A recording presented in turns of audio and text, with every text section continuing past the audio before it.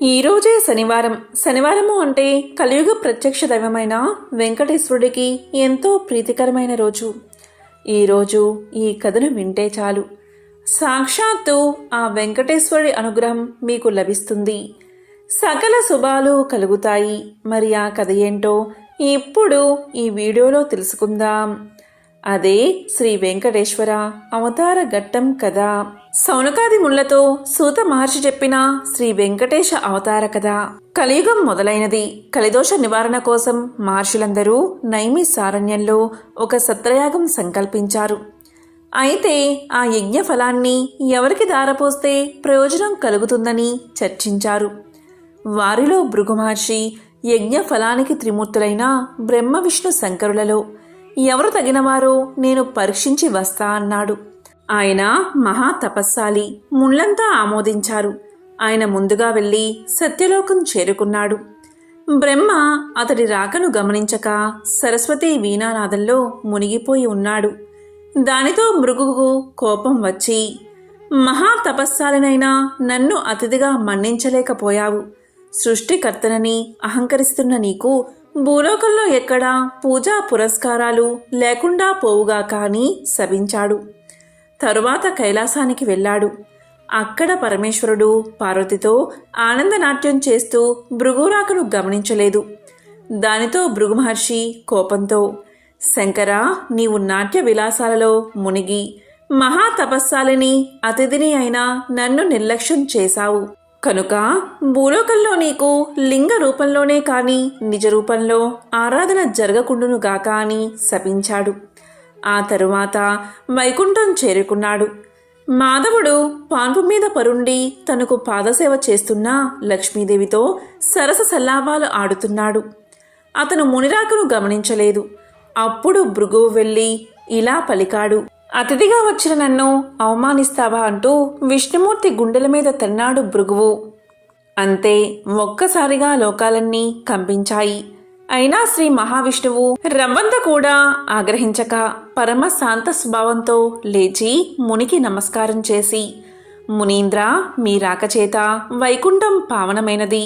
మీ రాకను గమనించని నా అవినయాన్ని మన్నించండి అంటూ భృగు మహర్షి పాదాలొత్తాడు. భృగు మహర్షికి గర్వభంగం జరిగింది. విష్ణుమూర్తికి నమస్కారం చేసి, ఓ దేవదేవా, మీ వంటి సత్వగుణ సంపన్నులు 14 లోకాలలోనూ లేరు. నా అహంకారాన్ని మన్నించండి. మీరే లోక సంరక్షణకు తగినవారు.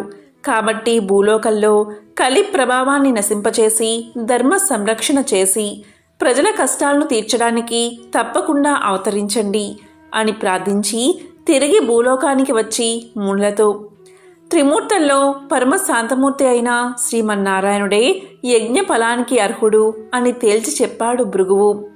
మునులందరూ సత్రయాగం చేసి ఆ ఫలాన్ని యజ్ఞ పురుషుడైన మహావిష్ణువుకే దారపోశారు. అక్కడ వైకుంఠంలో లక్ష్మీదేవికి కోపం వచ్చింది. శ్రీహరి వక్షస్థలమే తన నివాసం. ఆ నివాసాన్ని ఒక ముని కాలితో తన్నాడు. అందుకు శ్రీహరి కోపగించక ఆయనకు సకల మర్యాదలు చేశాడు.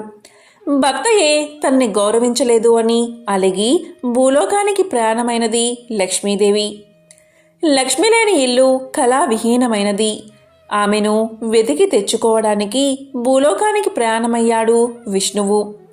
ఇంతలో భూదేవి వచ్చి ఇలా పలికింది, దేవా, కలియుగంలో అధర్మం పెరిగింది. పాప భారాన్ని నేను మొయ్యలేకపోతున్నాను. నువ్వు భూలోకంలో అవతరించి నన్ను కాపాడు అని కోరింది. వెంటనే శ్రీ మహావిష్ణువు శ్రీనివాసుడు అనే పేరుతో భూలోకానికి దిగివచ్చి లక్ష్మి కోసం వెతకడం ప్రారంభించాడు. శేషాద్రి కొండలలో ఒక పుట్టను నివాసంగా చేసుకున్నాడు. శేషాద్రి పర్వత ప్రాంతాలను పరిశీలిస్తున్న మహారాజు ఆకాశరాజు. అతనికి సంతానం లేక పుత్రకామేష్టి చేయబోతూ భూమిని దున్నుతూ ఉండగా నాగలికి ఒక బంగారు పెట్టె తగిలింది. తెరిచి చూడగా మహాలక్ష్మి కలతో ఒక బాలిక కనిపించింది. ఆకాశరాజు సంతోషపడి ఆ పిల్లకు పద్మావతి అనే పేరు పెట్టుకుని అల్లారు ముద్దుగా పెంచాడు. యుక్త వయసు వచ్చిన పద్మావతి ఒకసారి శ్రీనివాసుని చూసి మోహించింది. తల్లిదండ్రులకు చెప్పింది. ఆకాశరాజు వచ్చి చూసి శ్రీనివాసుడి తేజో విశేషాలకు ఆశ్చర్యపడి అతడే శ్రీ మహావిష్ణువు అని భావించి పద్మావతిని ఇచ్చి వివాహం చేశాడు. ఆకాశరాజు తరువాత అతని తమ్ముడు తొండమాండు రాజయ్యాడు. శ్రీనివాసుడు వెంకటేశ్వరుడు అనే నామంతో తిరుమల శిఖరాల మీద కలియుగాంతం వరకు నివసించాలని నిశ్చయించుకుని సాలగ్రామ శిలారూపుడై పద్మావతి భూదేవులతో నివసించసాగాడు. తొండమానుడు శ్రీ వెంకటేశ్వరుడికి ఆలయం నిర్మించాడు.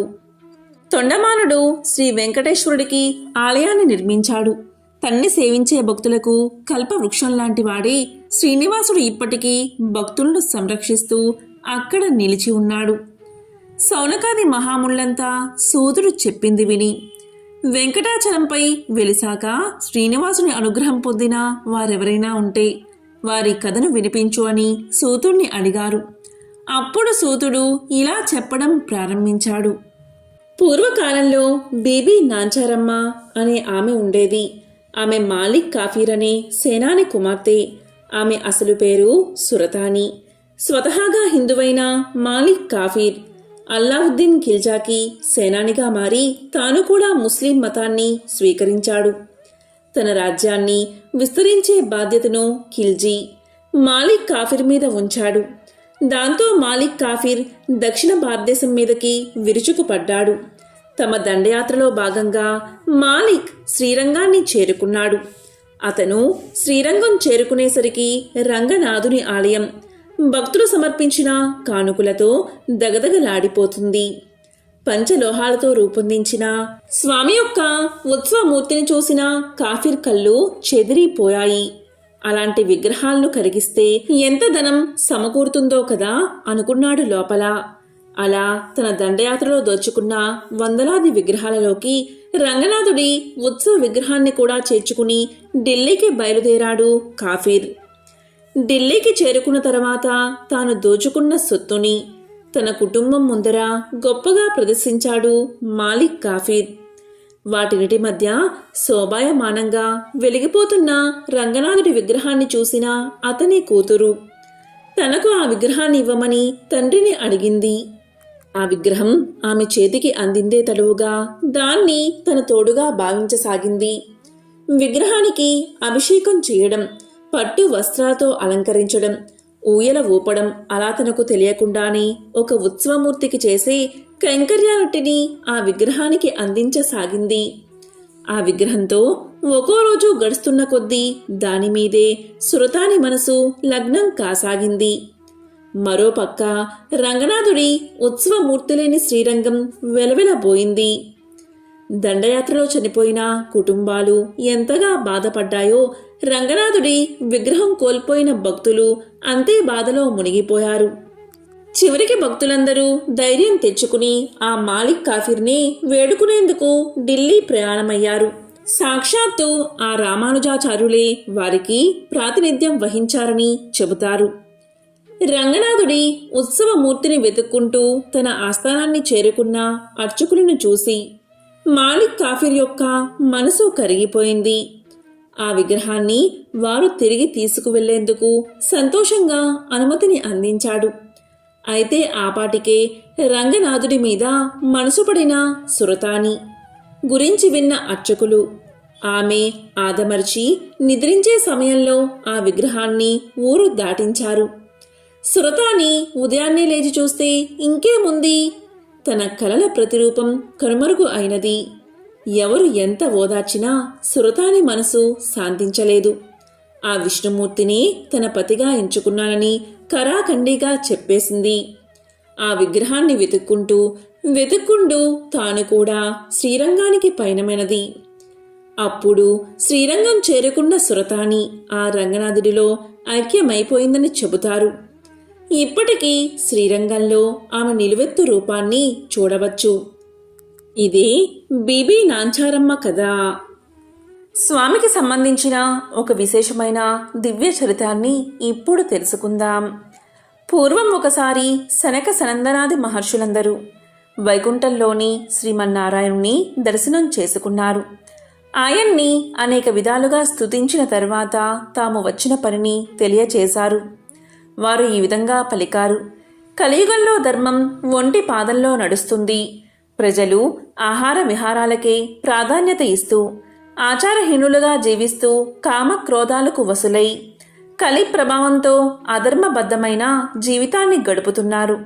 అందువల్ల ప్రజల్ని చక్కదిద్ది ధర్మాన్ని ఉద్ధరించే ఉపాయం సెలవు ఇవ్వమని మహర్షులు శ్రీ మహావిష్ణువును అర్థించారు.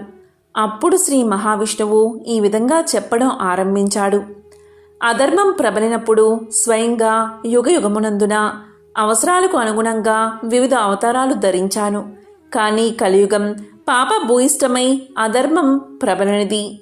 కలియుగంలో మొదటిగా తిరుమల వైకుంఠంలో ప్రత్యక్షంగా, తరువాత లక్ష్మీ క్రీడా స్థానమై మానవుల యొక్క ఘోర సంసార బాధలను సాగరమున నౌకవలే దరిచేచున్నది అయిన దక్షిణ గంగగా పేరుగాంచిన గౌతమి గోదావరి తీరమున ఒక పురమనడి అంటే వాడపల్లి పురమందు అవతరించి భక్తులను ఉద్ధరిస్తాను అని పలికాడు మహావిష్ణువు. ఈ విధంగా ఆయన ఇచ్చిన మాట ప్రకారం కలియుగ ప్రారంభమున తిరుమలలో శ్రీవారు అవతరించడం జరిగింది. తరువాత మహర్షులందరూ గోదావరి పుట్టిన ప్రాంతమైన నాసికా త్రయంబకం వద్ద తపస్సు చేసుకుంటూ ఉన్నారు. అప్పుడు శ్రీ స్వామివారు వారిని అనుగ్రహించి ఎర్ర చందనము అనే కొయ్యలో లక్ష్మీ సహితంగా అవతరించడం జరిగింది. ఇక మహర్షులందరూ శ్రీవారిని అర్చించుకుంటూ ఉండగా శ్రీ స్వామివారి ఆజ్ఞ మేరకు ఒక చందన వృక్ష పేటికలో ఉంచి వాడపల్లి క్షేత్రం చేరుకుని భక్తులను అనుగ్రహిస్తాను అని స్వామి తెలియచేశాడు. కొంతకాలానికి నౌకాపురి ప్రజలకు అంటే వాడపల్లి ప్రజలకు గౌతమి ప్రవాహంలో కొట్టుకు వస్తున్న చందన వృక్షం కనిపించింది. తీరానికి తీసుకువద్దామని వెళ్ళినంతలో అదృశ్యమైపోవడం ప్రారంభించింది. ఈ విషయమై గ్రామస్తులందరూ పండితులతో చర్చించిన శ్రీవారి యొక్క లీలలు వారెవరూ కనుగొనలేకపోయారు. తిరిగి శ్రీవారే భక్తుడైన వృద్ధ బ్రాహ్మణుకు కల్లో కనిపించి, కలి కల్మషం వల్ల మీరు నన్ను కనుగొనలేకపోతున్నారు కనుక పురజనులందరూ వేకువని గౌతమి స్నానంతో పవిత్రులై మంగళ వాయిద్యాలతో నౌకలో నదీ గర్భంలోకి వెళితే కృష్ణగరుడ వాలిన చోట నేనున్న చందనపేటిక దొరుకుతుందని చెబుతారు. దాంతో పురజనులు శ్రీ స్వామివారి ఆదేశాన్ని పాటించి నౌకలో నది గర్భంలోకి వెళ్ళగా చందన పేటిక లభించింది. దాన్ని తీరానికి తీసుకువచ్చి నిపుణుడైన శిల్పితో తెరిపించగా అందులో శంఖచక్ర గదాధారుడే లక్ష్మీ సహితుడైన దివ్య మంగళ విగ్రహం కనిపించింది. అంతలోనే అక్కడికి దేవర్షి నారదుడు విచ్చేశాడు. గతంలో మహర్షులు వైకుంఠానికి వెళ్ళి ప్రజలకు ధర్మాన్ని ఉద్ధరించడానికి ఉపాయం చూడవలసిందిగా విష్ణువును ప్రార్థించడం, విష్ణువు నౌకాపురిలో అర్చావతారంగా వెలుస్తానని చెప్పడం మొదలైన విషయాలు నారదుడు పురజనులకు వివరించాడు. అందుకు నిదర్శనంగా శ్రీ స్వామివారు కటిహస్తానికి బదులుగా గదాధారుడై వెలుయుట జరిగినది. తరువాత సప్త ప్రాకారాలతో దేవాలయాన్ని కట్టింప చేశారు. వేమంటే పాపాలను, కట అంటే పోగొట్టేవాడు కనుక స్వామికి వెంకటేశ్వరుడని నాలుడే స్వయంగా నామకరణం చేసి ప్రతిష్ఠింప చేశాడు. వాడపల్లి శ్రీ వెంకటేశ్వర స్వామి నిలువెత్తు రూపం చూడగానే మనస్సును ఆకట్టుకుని తిరుమలేశుని దర్శించిన అనుభూతి మనకు కలుగుతుంది.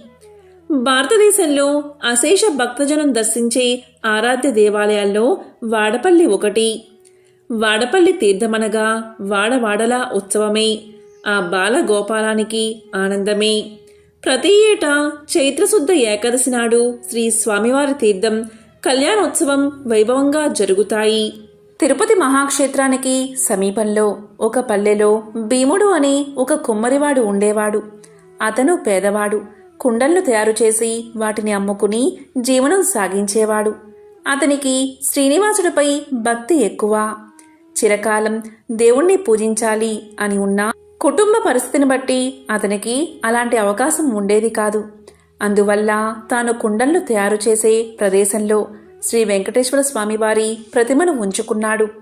సారెపై కుండలను తయారు చేసేటప్పుడు తన చేతికి అంటిన మట్టిని పుష్పంగా చేసి భక్తితో స్వామివారి ప్రతిమ వద్ద ఉంచుతూ ఉండేవాడు. అది అతని నిత్య కృత్యంగా మారింది. ఆ ప్రాంతాన్ని పరిపాలిస్తున్న రాజు తొండమాండు కూడా శ్రీ వెంకటేశ్వర స్వామివారి యందు భక్తి కలిగి ఉండేవాడు. తొండమానుడు ప్రతిరోజు వెంకటాచలానికి పోయి స్వామివారిని బంగారు పూలతో అర్చించేవాడు. కొంతకాలానికి అతడిలో అహంకారం పెరిగింది. అతను పూజ చేయడానికి ఉద్యుక్తుడు అవుతూ ఉండగా తాను నిన్న పూజించిన బంగారు పూల స్థానంలో మట్టిపూలు స్వామివారి దగ్గర కనిపించాయి. కారణం అతనికి అర్థం కాలేదు. అర్చకులు తానుంచిన బంగారు పూలను అపహరించి మట్టిపూలు ఉంచుతున్నారని అనుమానించాడు. తన భటులను కాపలాగా ఉంచాడు. రాజు ఎన్ని విధాలుగా ప్రయత్నం చేసినా బంగారు పూల స్థానంలో మట్టి పువ్వులే స్వామివారి దగ్గర ఉండేవి. దీంతో మహారాజుకు మానసిక వ్యధ పెరిగింది. చింతాపీడితుడైన అతనికి శ్రీ వెంకటేశ్వర స్వామి కల్లో కనిపించి ఇలా తెలియచేశాడు. రాజా, సమీప గ్రామంలో భీముడు అనే కుమ్మరి ఉన్నాడు. అతడు కుండలు చేస్తూ నా స్మరణాన్ని ధ్యానాన్ని విడువక పనులు చేసుకుంటూ ఉంటాడు. అతని భక్తి ప్రభావమున అతడుంచిన మట్టి పువ్వులు ఇక్కడికి నా సన్నిధానానికి చేరుతున్నాయి. నీ ఉంచిన బంగారు పువ్వులు అతడుంచిన పూలమందు నిలవలేక అదృశ్యమైపోతున్నాయి. భక్తిలో అతడు నీకంటే ఉత్తముడు, విచారించుకు అని ఊరడించాడు. తనను మించిన భక్తుడు మరొకడున్నాడని స్వామివారు చెప్పిన మాటలు పరిశీలించడానికై వెంకటాచలానికి సమీపంలో ఉన్న పల్లెలో బడులతో కలిసి తిరగసాగాడు రాజు. ఒక పల్లెలో సారెపై కుండ నుంచి తిప్పుతూ చేతికి అంటిన మట్టిని పుష్పంగా చేసి సమీపంలో ఉన్న శ్రీ వెంకటేశ్వర స్వామివారి ప్రతిమకు సమర్పిస్తున్న భీముణ్ణి చూసి ఆశ్చర్యపడ్డాడు రాజు. దీంతో రాజు భీముణ్ణి సమీపించి, ఓయి, నీవు స్వామిని మట్టి పూలతో ఎందుకు పూజిస్తున్నావు? నీకు పూజకు పుష్పాలు దొరకడం లేదా అని అడిగాడు. అప్పుడు భీముడు రాజుకు నమస్కారం చేసి, మహారాజా, మీ వంటివారు రావడం వల్ల నా ఇల్లు పావనమైనది. నేను చదువురాని మూర్ఖుడిని. స్వామివారిని ఎలా పూజించాలో నాకు తెలియదు. నేను దరిద్రుణ్ణి. కుండలను చేయనిదే నా కుటుంబం గడవదు. కాబట్టి నేను ఉదయం నుంచి సాయంకాలం వరకు కుండలను చేయక తప్పదు. అందువల్ల చేతికి అంటిన మట్టిని పుష్పంగా చేసి ఇలా స్వామివారికి సమర్పించుకుంటున్నాను అని వివరించాడు. దీంతో కుమ్మరివాడి మాటలు విన్న రాజు మిక్కిలి ఆశ్చర్యపడ్డాడు. కుమ్మరివాడి భక్తికి మెచ్చి అతనికి నమస్కారం చేసి తన రాజ్యానికి వెళ్ళిపోయాడు. ఆ తరువాత కొంతకాలానికి భీముడు సశరీరంగా వైకుంఠానికి చేరుకున్నాడు. శ్రీ వెంకటేశ్వర స్వామి భీముడి భక్తికి మెచ్చి, ఇక నుండి నా ఉదయం ప్రసాదం మట్టి పాత్రలోనే నివేదించాలని తొండమాను మహారాజుకు కల్లో కనిపించి చెప్పాడు. ఈనాటికి స్వామివారి సన్నిధిలో ఈ ఆచారాన్ని పాటిస్తూ ఓడు అనే ప్రసాదాన్ని మట్టి కుండలతోని నివేదన చేసి ఆరాధిస్తూ ఉన్నారు. ఇక తొండమానుడు శ్రద్ధాభక్తులతో శ్రీ వెంకటేశ్వర స్వామిని అర్చిస్తూ నిత్యోత్సవాలు, రథోత్సవాలు, సమారాధనలు మున్నగు వాటిని జరిపిస్తూ మరుజన్మలో విష్ణు లోకానికి చేరుకున్నాడు. ఒకసారి శనేశ్వరుడికి మానవులు ఎవరూ తన్ని భక్తితో సేవించడం లేదని, భయంతో మాత్రమే పూజిస్తున్నారనే విచారం కలిగింది. అప్పుడు శనేశ్వరుడు శ్రీ వెంకటేశ్వరుడికి తపస్సు చేయగా ఆయన సాక్షాత్కరించారు. అప్పుడు శనేశ్వరుడు ఇలా పలికాడు, స్వామి, నా పేరు వింటేనే ప్రజలు భయపడిపోతున్నారు. ఆ భయం పోవడానికి ఇక నుంచి నాకు ప్రీతైన శనివారం నాడు నన్ను ధ్యానించి ఆరాధించి ఆ పైన నిన్ను పూజించిన వారికి సర్వదేవతల్లో పూజించిన ఫలం ఆ ఒక్క రోజులోనే రావాలి అని కోరాడు. అందుకు స్వామివారు చిరునవ్వు నవ్వి, నీ కోరిక సమంజసంగానే ఉంది. అసలు నీకు నాకు భేదమేముంది? 6 వారాలు దాటాక 7వ వారము అంటే ఇష్టపడతావు. నేను 6 కొండలు దాటాక 7వ కొండ మీద ఉంటాను. నువ్వు నీలవర్ణుడివి, నేను ఆ నీలవర్ణుడిని. నువ్వు సప్తమ గ్రహానివి, నేను సప్తగిరీషుడిని. సామాన్య మానవులకు ఈ విశేష విషయాలు తెలియక నువ్వంటే భయపడుతున్నారు. నిన్ను నన్ను వేరుగా చూస్తున్నారు. నువ్వు కోరిన వరాన్ని అనుగ్రహిస్తున్నాను. ఏ భక్తులు 7 శనివారాల పాటు నిన్ను ముందు పూజించి ఆ తరువాత నన్ను పూజిస్తూ సప్త శనివార మహావ్రతంగా ఆచరిస్తారు, వారు సమస్త శనిదోషాల నుంచి విముక్తులై సౌఖ్యాన్ని పొందుతారు. ఆయురారోగ్యాది సకల శ్రేయస్సులను పొందుతారు. ఇందులో సందేహం ఏదీ లేదు అంటూ వరాన్ని ప్రసాదించాడు శ్రీనివాసుడు. సౌనకాది మహామునులంతా సూతుడు చెప్పింది విని చాలా ఆనందించి ఈ సప్త శనివార వ్రతాన్ని ఆచరించి శ్రీనివాసుడి అనుగ్రహం పొందిన వారింకెవరైనా ఉన్నారా, ఆ కథలను వినిపించండి అని కోరారు. అప్పుడు సూతుడు ఇలా చెప్పడం ప్రారంభించాడు. పూర్వకాలం కాంచీపురంలో దేవదత్తుడు అని బ్రాహ్మణుడు ఉండేవాడు. అతను వేదాంగ పారంగతుడు. అతని భార్య మాలిని. వారిద్దరూ అతిథుల్ని ఆరాధిస్తూ గృహస్థ ధర్మాలను పాటిస్తూ ఉండేవారు. వారికి శ్రీ వెంకటేశ్వర స్వామి ఇలవేలుపు. ఒకనాడు వారింటికి కాశీయాత్ర చేసి వచ్చిన ఒక బ్రాహ్మణోత్తముడు వచ్చాడు. ఆ దేవదత్త దంపతులు ఆయన్ని సాక్షాత్తు వెంకటేశ్వర స్వామిగా భావించి అతిథి మర్యాదలు చేశారు. భోజనం తర్వాత ఆ బ్రాహ్మణుడు వారి జాతకాలు పరిశీలించి ఇలా పలికాడు. జాతకం ప్రకారంగా దేవదత్తుడికి శనిదోషం వల్ల అపమృత్యువు కలిగే సూచనలు కనబడుతున్నాయి. ఆ అపమృత్యు దోష పరిహారం కోసం సప్త శనివార వ్రతం చేసి అటు శనేశ్వరుణ్ణి ఇటు శ్రీ వెంకటేశ్వర స్వామిని భక్తిగా ఆరాధించవలసిందని చెప్పాడు బ్రాహ్మణుడు. ఇంకా ఇలా పలికాడు. అమ్మా, నీవు శ్రద్ధ వహించి నీ భర్తను కూడా సప్త శనివార వ్రతం చేయడానికి ప్రోత్సహించి నీ సౌభాగ్యాన్ని నిలుపుకోవాలి సుమా అని హెచ్చరించాడు. సప్త శనివార వ్రత విధానాన్ని బోధించాడు. దాంతో దేవదత్తుడు ఆ శనివారం బ్రాహ్మీ ముహూర్తంలోనే లేచి స్నాన ధ్యానాదులు నిర్వర్తించి ఇంటిలో ఈశాన్య భాగంలో పూజాపీఠం పెట్టి మండపం వేసి వెంకటేశ్వర స్వామి యొక్క చిత్రపటం పెట్టి నైవేద్యానికి కొబ్బరికాయలు, అరటిపళ్ళు, నల్ల ద్రాక్ష పళ్ళు, 7 చిమ్మిలి ఉండలు సిద్ధం చేసుకుని ఉదయం పూజ చేసి ఒక బ్రాహ్మణుణ్ణి పిలిచి ఆయనకు భోజనం పెట్టి ఆ పైన వారు భోజనం చేసి మొదటి రోజు వ్రతం యథావిధిగా నిర్వర్తించారు. ఆ విధంగా వరుసగా వారు 7 శనివారాల పాటు వ్రతాన్ని భక్తి శ్రద్ధలతో కొనసాగించారు. 7వ శనివారం వ్రత పరిసమాప్తి చేసి భోజనం చేసి కొంతసేపు శ్రీ వెంకటేశ్వర స్వామి యొక్క మహిమలు స్మరించుకుంటూ నిద్రించారు. ఆ దంపతుల భక్తి శ్రద్ధలకు, పూజా విశేషాలకు ప్రసన్నుడై శ్రీ వెంకటేశ్వర స్వామి మాలినీదేవికి స్వప్నంలో సాక్షాత్కరించి, ఓ పరమసాధ్వి, మీ దంపతులిద్దరూ శ్రద్ధా భక్తులతో చేసిన సప్త శనివార వ్రతానికి నాకు చాలా సంతోషం కలిగింది. ఆ వ్రత ప్రభావం వల్ల నీ భర్తకు శనైశ్చర దోషం, అపమృత్యు భయం కూడా తొలగిపోయాయి. అతనికి రాబోయే జన్మలోని ఆయుర్దాయాన్ని ఈ జన్మలోకి తీసుకువచ్చి ఇతన్ని పూర్ణ ఆయుర్దాయం కలవాన్ని చేశాను. మీరిద్దరూ సుఖశాంతులతో ఆనందంగా 100 ఏళ్లు జీవించి ధర్మార్థ కామ మోక్షాలు అనే 4 పురుషార్థాలు సాధించుకుంటూ మీ మానవ జన్మను సార్థకం చేసుకోండి అని దీవించి అదృశ్యమయ్యాడు. వెంటనే ఆమె లేచి భర్తను లేపి తన స్వప్న వృత్తాంతాన్ని వినిపించింది. ఆయన కూడా సంతోషించి భార్యను అభినందించాడు. ఒక శుభముహూర్తాన ఆ దంపతులిద్దరూ శ్రీ వెంకటేశ్వర స్వామి దర్శనార్థమై తిరుపతి కొండకు వెళ్లి మొక్కులు తీర్చుకుని ఆ స్వామిని మనసారా స్తుతించి ప్రసాదాన్ని స్వీకరించి తిరిగి చేరుకున్నారు. ఇంటికి వచ్చాక బ్రాహ్మణులు పిలిచి అన్న సంతర్పణ చేసి బ్రాహ్మణ ఆశీర్వాదాలు పొందారు. జీవితాంతం వరకు యథాశక్తిగా శ్రీ వెంకటేశ్వర స్వామిని సేవిస్తూ చివరికి శ్రీ స్వామి సాన్నిధ్యాన్ని పొందారు. హలో శ్రీ వెంకటనాయక అని పెద్దల సూక్తి. కలియుగంలో శ్రీ వెంకటేశ్వర స్వామిని మించిన ఆరాధ్య దైవం లేడు. శ్రద్ధాభక్తులతో ఆయన్ని ఆరాధించిన వారికి శనిదోషాలు తొలగి శ్రీ స్వామి అనుగ్రహం కలుగుతుంది అని సూతుడు సౌనకాది మహాములకు వినిపించాడు. తిరుమలేశుడికి తల నీలాలు ఎందుకు సమర్పిస్తారు? ధర్మశాస్త్రాల ప్రకారం మనం చేసే సర్వకర్మల పాపఫలం మన వెంట్రుకలకు చేరుతుంది.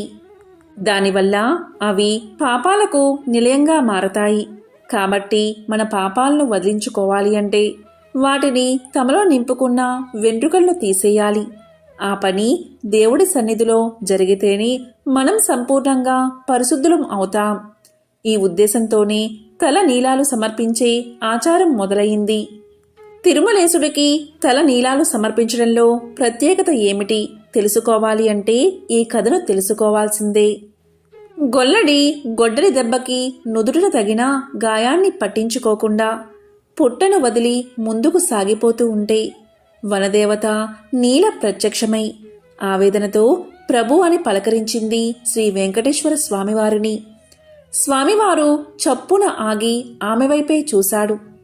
ప్రభు, దేవాది దేవులైన తమకా ఈ అవస్థ, సర్వ జగద్రక్షకులైన తమకా ఈ దుస్థితి అంటూ నీల కన్నీరు కారుస్తూ స్వామివారిని పక్కనే ఉన్న శిలపై ఆసీనులు చేసి శ్రీనివాసుడి తలపై తగిలిన గాయాన్ని తన పమిట చెంగుతో తుడుస్తూ, మీకింత హాని తలపెట్టిన ఆ యాదవుడికి ప్రథమ దర్శన భాగ్యం వరాన్ని వంశపారపర్యంగా అనుగ్రహించిన ఔదార్యమూర్తులు మీరు. ఈ పరిస్థితుల్లో ఎక్కడికి వెళ్తారు ప్రభు అడిగింది బాధగా.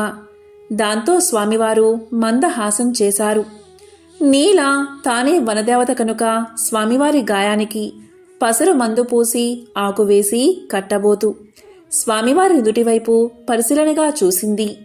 స్వామివారి శిరస్సు పైభాగం తగిలిన చోట శిరోజాలు రాలిపోయాయి. అప్పుడు నీల బాధతో నొచ్చుకుంటూ ఏమాత్రం సంకోచించకుండా తన నల్లటి శిరోజాలను తీసి స్వామివారి శిరస్సుపైన అతికించి అప్పుడు తన పమిట కొంగు స్వామివారి గాయానికి కట్టు కట్టింది. అప్పుడు స్వామివారు ఇలా పలికారు, నీలా, స్త్రీలకి శిరోజాలే అలంకారం. నీ అలంకార శోభని నా కోసం త్యాగం చేశావా అని అడిగారు స్వామివారు. అప్పుడు నీల ఇలా సమాధానం చెప్పింది. ఒక చిరునవ్వు నవ్వి, నన్ను సృష్టించింది మీరే, నా సర్వస్వం మీరే. పున్నమి చంద్రుడి వంటి మీ అందమైన ముఖంపైన వెలితి కనిపిస్తే సహించగలనా ప్రభు? మీ సేవ కంటే అందం, అలంకారం ఎక్కువనా అంది నీల. ఆమె భక్తికి, ఔదార్యానికి స్వామివారు మెచ్చుకుని ఇలా పలికారు, నీలా, నీకొక వరాన్ని అనుగ్రహిస్తున్నాను. నా దర్శనం కోసం వచ్చి మొక్కుబడిగా నా భక్తులు సమర్పించుకునే తల నీలాలు ఈ కలియుగాంతం వరకు నీకే చెందుతాయి. భక్తులు సమర్పించే వారి తలనీలాలు పుణ్యఫలంతో తిరిగి నీ శిరస్సుపై సరికొత్త నీలాలు మొలుస్తాయి. నీ ఔదార్యానికి, సేవానిరతికి గుర్తుగా నీలాద్రి అన్న పేరుతో ఈ తిరుమల ప్రసిద్ధమవుతుంది అని అనుగ్రహించాడు శ్రీవారు. అప్పుడు నీల చేతులు జోడించి భక్తితో ధన్యురాల్ని ప్రభు అని పలికింది.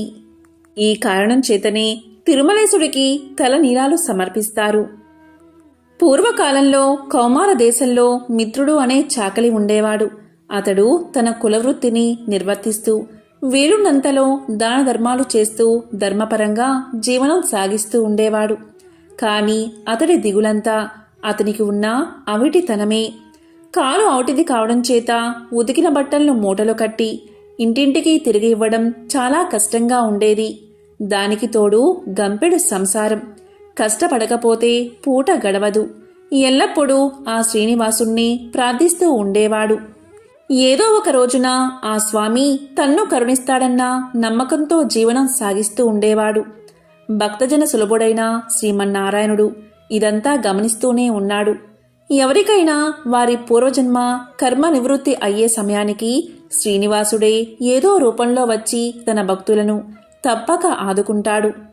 ఒకరోజు సాయంకాలం నాడు రోజులాగే మిత్రుడు చాకిరేవి నుంచి బట్టలు మూట పట్టణానికి రొప్పుతూ తిరిగి వస్తున్నాడు. ఇంతలో మార్గమధ్యలో వాడికి ఒక ముసలి బ్రాహ్మణుడు తారసిల్లాడు.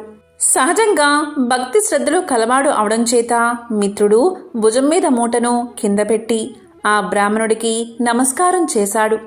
అంతటా ఆ విప్రోత్తముడు ఇలా పలికాడు, నాయనా, ఈ అవటి కాలితో ఎంతో బాధపడుతున్నావు. నీ బాధ చూడ్డానికే నాకు కష్టంగా ఉంది. నువ్వెంత కష్టపడుతున్నావో కదా అని అన్నాడు. అప్పుడు మిత్రుడు ఇలా పలికాడు, స్వామి, మీరెవరో మహానుభావుల్లాగా ఉన్నారు. గంపెడు సంసార భారం చేత నాకీ పని తప్పడం లేదు. ఈ అవటితనం పోయే మార్గం ఏదైనా ఉంటే సెలవు ఇవ్వండి అని విన్నవించుకున్నాడు. అప్పుడు ఆ ముసలి బ్రాహ్మణుడు, నాయనా, తప్పక చెబుతాను. సావధానంగా విను. నీ అవటితనం పోవడమే కాదు, నీకు అష్టైశ్వర్యాలు కలిగే వ్రతం ఒకటి చెబుతాను. ఈ వ్రతాన్ని ఆచరించిన మరుక్షణమే నీకు 1000 వరహాలు లభిస్తాయి. అయితే ఒక షరతు, అందులో సగం నాకు సమర్పించాలి. రేపు మళ్ళీ ఇదే సమయానికి ఇక్కడికి వస్తాను అని చెప్పాడు. అప్పుడు మిత్రుడు ఇలా పలికాడు, స్వామి, ఇంతకు మించిన మహాభాగ్యం నాకు ఏముంటుంది? ఆ వ్రతమేదో ఈరోజే ఆచరిస్తాను, సెలవు ఇవ్వండి అని ప్రార్థించగా ఆ బ్రాహ్మణుడు శ్రీ వెంకటేశ్వర వ్రతకల్పాన్ని వివరంగా చెప్పాడు. దీంతో మిత్రుడు రెట్టించిన ఉత్సాహంతో ఇంటికి వచ్చి ఈ విషయమంతా భార్యకు చెప్పి ఇరుగు పొరుగుల వారిని ఆహ్వానించి శ్రీ వెంకటేశ్వర వ్రతాన్ని ఆచరించి తీర్థప్రసాదాలు తాను స్వీకరించి వచ్చిన వారందరికీ పంచాడు. ఇంతలో ఇంటి బయట ఏదో కోలాహలం వినబడింది. మిత్రుడి కుమారుడు బయట నుంచి ఇంట్లోకి పరుగు పరుగున వచ్చి, అయ్యా, రాజభటులు నీకోసం వచ్చారు. రాజుగారు నీకు కట్న కానుకలు పంపించారట అని పలికాడు. ఇంతలో రాజభటులు వచ్చి మిత్రుణ్ణి రాజుగారి ఆస్థానంలో చాకలిగా నియమించారని 1000 వరహాలు బహుమానంగా పంపారని చెప్పి మిత్రుడి చేతిలో 1000 వరహాల మూట పెట్టారు. 1 వారం లోపల వచ్చి రాజుగారి కొలువులో చేరవలసిందని చెప్పారు. దీంతో మిత్రుడి ఆనందానికి అవధుల్లేవు.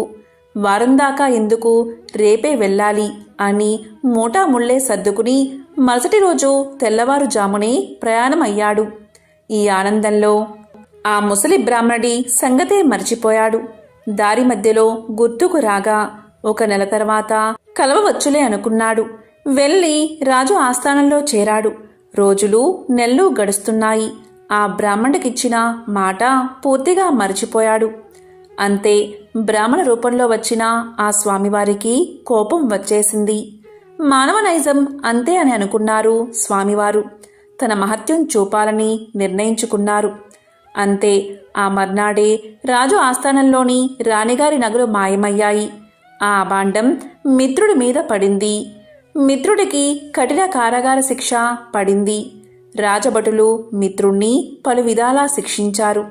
ఎందుకిలా జరిగింది, ఎందుకీ అభాండం తన మీద పడింది అని తెలుస్తున్న మిత్రుడికి ఆ రాత్రి స్వామివారు కల్లో కనబడి వృద్ధ బ్రాహ్మడి రూపంలో వచ్చింది తానే అని, తనకిచ్చిన మాట నిలబెట్టుకోకపోవడం చేతని ఇలా జరిగిందని చెప్పారు. అప్పుడు మిత్రుడు, స్వామి, నేను మిక్కిలి పాపాత్ముణ్ణి, ఎంతటి అపరాధం చేశాను, దయచేసి నన్ను కరుణించండి. ఇక మీదట తప్పక ప్రతీ నెల మీ వ్రతాన్ని ఆచరిస్తాను. నా సంపాదనలో సగభాగం ప్రతీ నెల జీవితాంతం తమకే సమర్పిస్తాను అని చెంపలు వేసుకుని స్వామివారిని పరిపరి విధాలా వేడుకున్నాడు. భక్తజన సులభుడైన స్వామివారు అందుకు సంతోషించి మిత్రుణ్ణి అనుగ్రహించారు. శ్రీవారి అనుగ్రహం చేత రాణి నగలు వేరే ప్రదేశంలో మరుదినమే దొరికాయి. మిత్రుడు దొంగలించలేదని రాజు గ్రహించడం జరిగింది. మిత్రుణ్ణి కారాగారం నుంచి వదిలేశారు. అప్పటినుంచి మిత్రుడు స్వామివారికిచ్చిన మాట ప్రకారం ప్రతీ నెల శ్రీ వెంకటేశ్వర వ్రతాన్ని ఆచరిస్తూ తన సంపాదనలో సగభాగం స్వామివారికే సమర్పిస్తూ కలకాలం సుఖంగా జీవించి చివరన ముక్తిని పొందాడు అని అత్రి మహర్షుల వారు తెలియచేశారు. ఎంతో పవిత్రమైన విశేషమైన శ్రీ వెంకటేశ్వర స్వామికి సంబంధించిన ఈ కథలను విన్నా, చదివినా, చెప్పినా, వినిపించినా జన్మల దోషాలు తొలగి 1,000,000 జన్మల పుణ్యం వస్తుంది. ఆ వెంకటేశ్వరుడి అనుగ్రహం తప్పకుండా మీకు కలుగుతుంది. ఓం నమో వెంకటేశాయ. ఓం నమో నారాయణాయ. ఓం శ్రీ మహాలక్ష్మియే నమః.